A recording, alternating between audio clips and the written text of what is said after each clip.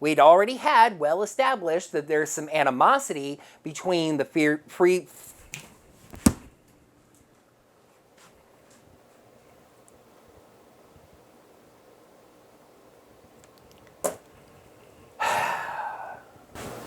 It's okay.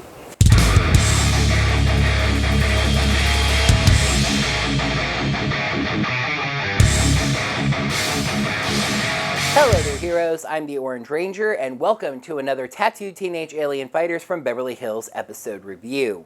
Love is never something that should be taken lightly, but as we've seen in many a hero and superhero show, sometimes two of the heroes have to pretend to be in love in order to serve the greater good. And that's what we're looking at today.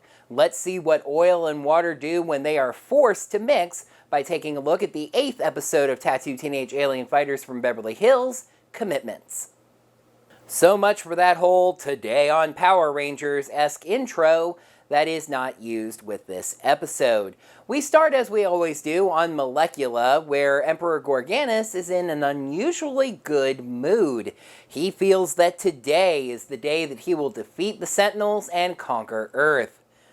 Of course, he has no reason to actually feel that way, as he doesn't really seem to have a plan or even a new monster to use. Yes, I had said that the Quitter was the first time we were going to see a reused monster, Neuragula. But with the episodes in their proper order, it turns out this is the first time we see a reused monster, and it's Octodroid. But Gorganis doesn't give Octodroid any specific instructions besides destroy Earth.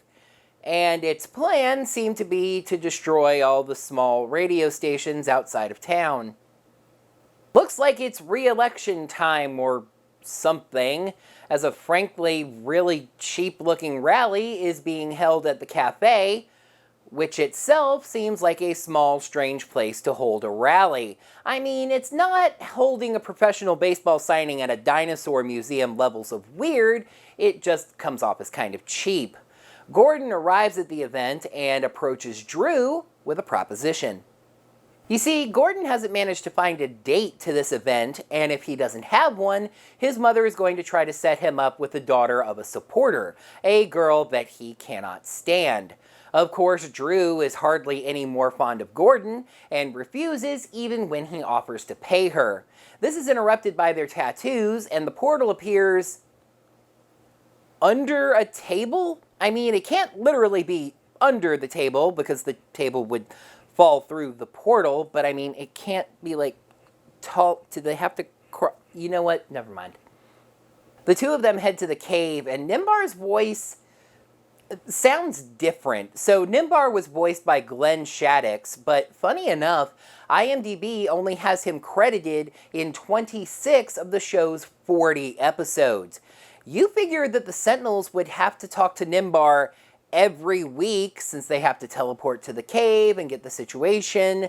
So it's possible in the other 14 episodes he was voiced by uncredited actors. There's nobody else credited as voicing Nimbar. I just don't know. He just sounded different. There were times in this episode where he sounded like himself and times where he didn't sound like himself. Anyway, he tells them that time is of the essence. Lori and Swinton won't be able to join them because of suspense plot element du jour. There is an instability in the portal network. They have to defeat Octodroid, avoiding his 30 tentacles and poison stinger quickly, or returning through the portals could leave them trapped in that trippy portal void.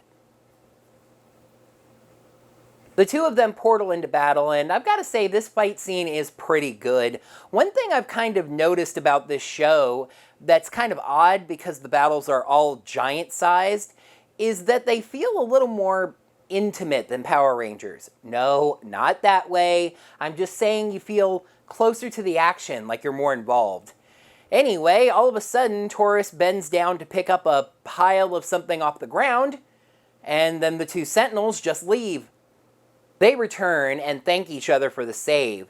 Nimbar praises them for the fact that just the two of them were able to send the monster running. It didn't go anywhere. It didn't teleport. It didn't run away. It was just standing there. For all we know, it's still out there, terrorizing the evening rush hour DJs of Beverly Hills. Anyway, Gordon shows Nimbar the pile of stuff that he picked up, and Nimbar analyzes it. It's salt. Drew is incredulous. What, the monster planned to salt them to death? But that's actually it. It's never mentioned, but it's pretty clear that this is Octodroid's desiccation ray from its previous episode, and now we know how it works. It increases salt content in whatever it's fired at, and for humans, that can prove fatal. Gordon and Drew ask why the other two Sentinels couldn't help them, and Nimbar explains why. Well, I supposed that the real answer was working on another project or not included in the episode to cut down on the acting budget, but the show's answer is that Nimbar basically needs fuel for the portal system. He requires 7 small shiny stones made of the hardest substance known to man. They are plentiful on his world, but he needs the fuel to go and get the fuel. Fortunately, Gordon has a pretty easy solution to this problem. Nimbar is of course describing diamonds, and 7 small diamonds is your basic tennis bracelet. His mother just so happens to have a tennis bracelet, and Nimbar says that he only needs to borrow it to use just enough fuel to get to his home world and collect a bunch more diamonds. Drew says this isn't going to work. He can't just take the bracelet. Why not, especially if he's borrowing it? And he would have to ask her for it otherwise. Gordon says he's not going to ask for it. They are. And then at the cafe, it's abundantly clear that Gordon and Drew didn't ask for the bracelet, as Drew is already wearing it when Gordon's mother walks in, asking if it's her bracelet and why Drew is wearing it. Gordon punts that question over to Drew, and she says it's because Gordon gave it to her. Basically, the two of them fumble their way through a pretty funny scene, actually, where they pretend to be a couple now. Oh, and Laurie and Swinton do show up and seem to be in the rest of the episode. I really wonder why they weren't there at the start, and the only answer I was able to come up with is that unlike most productions, maybe this episode was shot sequentially, and they just weren't available for the early scenes. Anyway, Gordon's mother and the other two Sentinels are obviously surprised by this, but Drew and Gordon take the opportunity to kind of diss each other while playing into the whole relationship thing, which is really the comedy of this scene. Eloise storms off, upset at Gordon's taste in women, while the mayor announces the relationship to everyone at the cafe and then walks off to meet another supporter.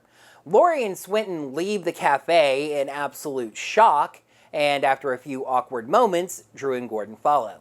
Neat little scene at Drew's house. The two lovebirds have explained to the other two Sentinels what's going on, and the team has a laugh that anyone could really think that these two would be dating.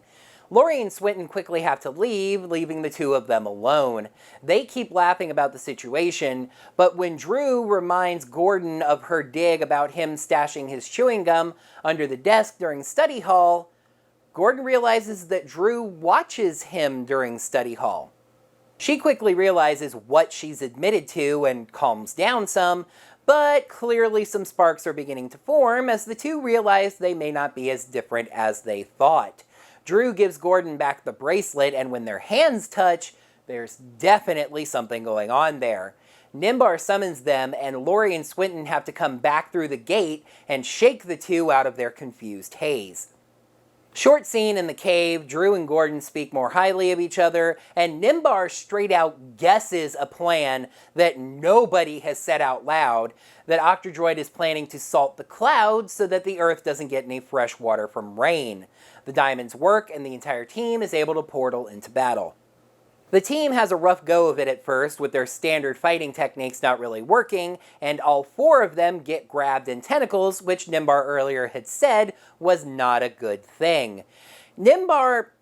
Okay, so I don't really actually get the point of these cutaways to the cave during battle scenes, because it's been established that Nimbar can't and won't communicate with them during battles. So I guess he just kind of thinks at them to remember that they are a team.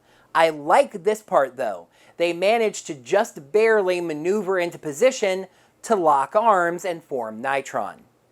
We got a little step back as far as the Nitron fights, though. There was a nice specific point where Octodroid jumps at Nitron, and he responds by just straight up shield bashing the thing. But otherwise, Nitron just zaps the monster until it teleports away. And Gorganis gets a really generic "next time, gadget, next time" scene. In the cave, Nimbar tells the Sentinels that while they were on their way back, he was able to portal to Nimius, that's the name of his homeworld, and pick up more diamonds. So he gives the bracelet back, with Drew taking it. Excuse me? Portaling back from battle takes like 2 seconds. I really would have preferred if they would have dropped the whole "remember that you are a team" thing, and just had Nimbar say that while they were fighting, he went to Nimius, since he knew they were going to win. Drew goes to give the bracelet back to Gordon, but he says that she can keep wearing it. This pleases her until she realizes how that looks, saying that she wants no reminder of having to pretend to be his girlfriend, and he says he was just kidding. The Sentinels pop back out from under the table as the mayor is giving a speech at, what by the way is established to be a fundraiser and not a campaign rally. Although if you think about it, campaign rallies are basically fundraisers. And this is a small little detail to comment on, but I just want to take a second to mention how they sort of establish that she may not be the best mayor in the world. She talks about how she believes no smoking ordinances should be carefully crafted to avoid hurting the local economy, and starts to say something about strongly believing that one-way streets are good for something. She cuts it off when she spots her son. She calls him and Drew up to the stage and finishes her speech. After that, Gordon gives her the bracelet back and she asks why Drew stopped wearing it. The two say that they had a fight and broke up. Actually, they don't say that they broke up, just that they had a fight. She seems to assume the rest. She says she's sorry to hear that since the two of them made a cute couple. Okay, but Gordon will find someone else. Gordon and Drew playfully say that they each dumped the other, and the other Sentinels tell Gordon that there are plenty of fish in the sea. Like Eloise, for example, who has overheard all of this and seems quite happy about it, as Gordon finishes the episode with kind of an anime head rub. You know what else there are plenty of? Signs to read. Episode 8, Commitments. Pros, great dual focus episode for Gordon and Drew, consistent reuse of a monster, and political satire?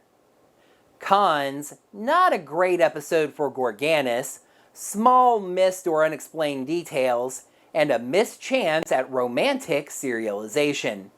A return to form for the Galactic Sentinels. Commitments gets 4 signs out of 5. Ensemble shows operate on something of a checklist, and Power Rangers is definitely no exception to this, by the way. You establish your story, and then go into a set of focus episodes on each of the individual characters. Then it's time to start doing dual focus episodes, focusing on the relationships between the various characters. This was a great one for Gordon and Drew, especially since the show has already well established that there is animosity between the free spirit Drew and the very establishment-oriented Gordon. The audience shares the belief of anyone that knows these two that there's no way they would ever work as a couple, but then we start to see it work. The scene at Drew's house is very well performed as the two of them demonstrate a budding romance. This actually ties into one of the episode's cons, but we'll address that shortly.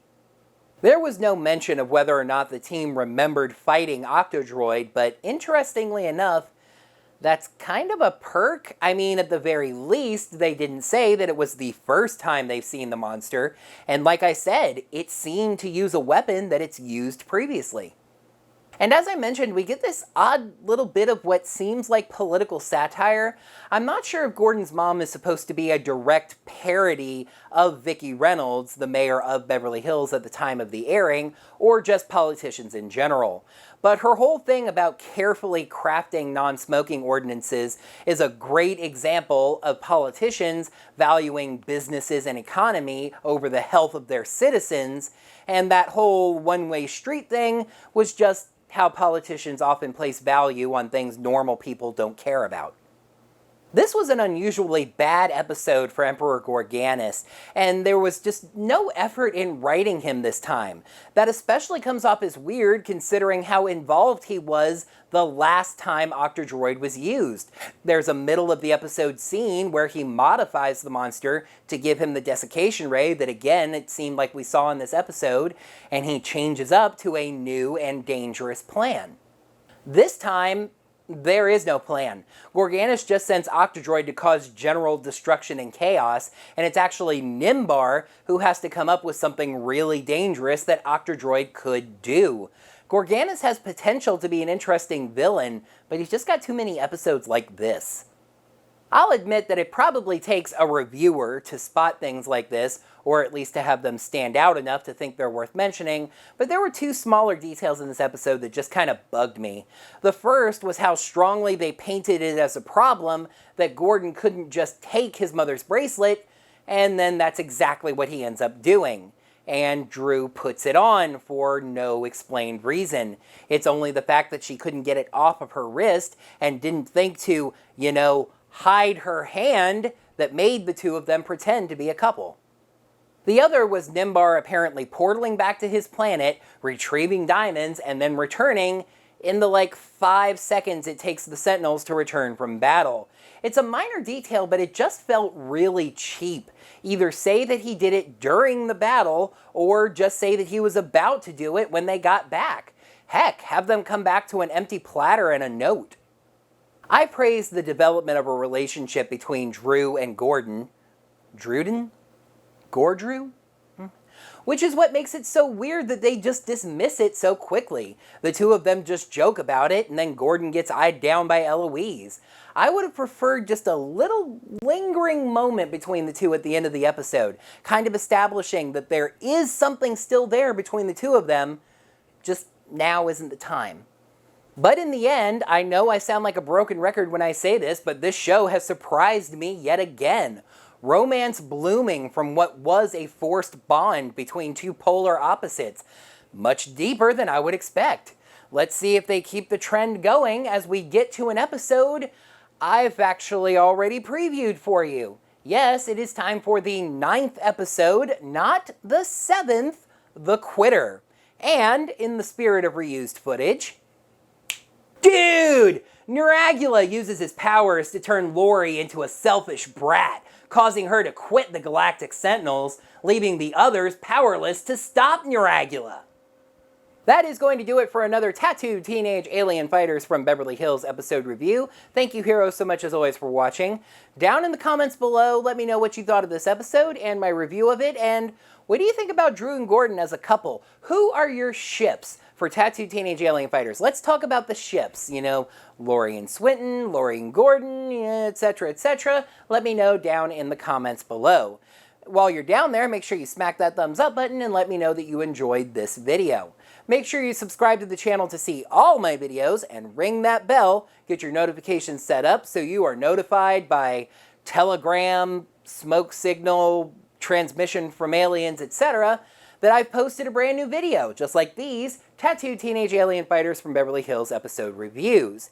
And if you'd like to lend any financial support to my channel, you can head over to ko-fi.com/orangerangervideos and you can buy me a coffee. Those are set at $3, and I greatly appreciate every single one that I find on that site. Until next time, heroes, may the power portals protect you. Gordon and Drew ask why the... Eloise storms off, upset at Gordon's taste in women.